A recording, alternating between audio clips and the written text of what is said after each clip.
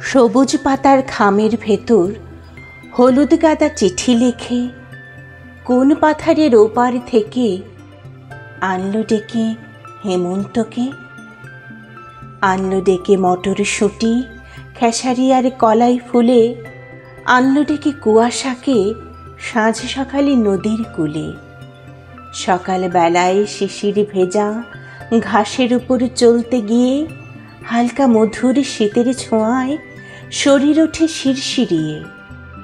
আরও এলো সাথে সাথে নতুন গাছের খেজুর রসে, লোভ দেখিয়ে মিষ্টি পিঠা মিষ্টি রোদে খেতে বসে।